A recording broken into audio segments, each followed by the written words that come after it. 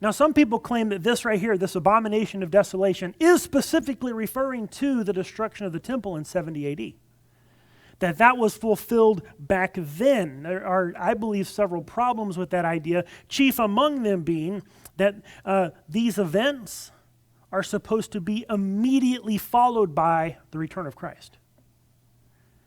Well, Christ didn't return in 70 AD, so it can't be referring to that.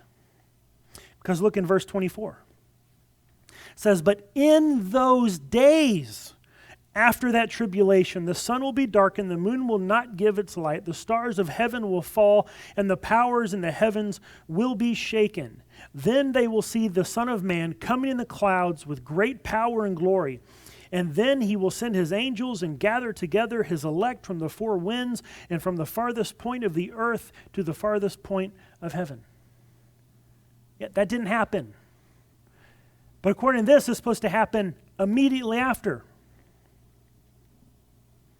So you get some unknown period of time going on where you have the birth pains, the wars and rumors of wars and those things going on. And then you end up having this tribulation, the abomination of desolation, and this intense period of judgment and tribulation. And then Christ returns.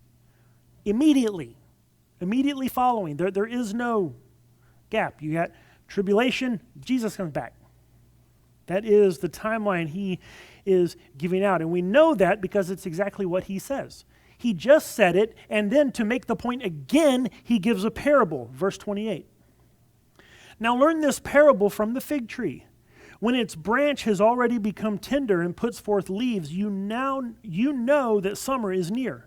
So you also, when you see these things happening, know that it is near at the doors. Assuredly, I say to you, this generation will by no means pass away till all these things take place.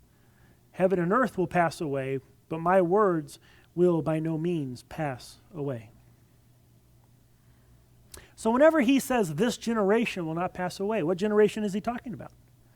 Because critics will say, oh, look, Jesus said this generation, the people he's talking to, won't pass away until these things happen.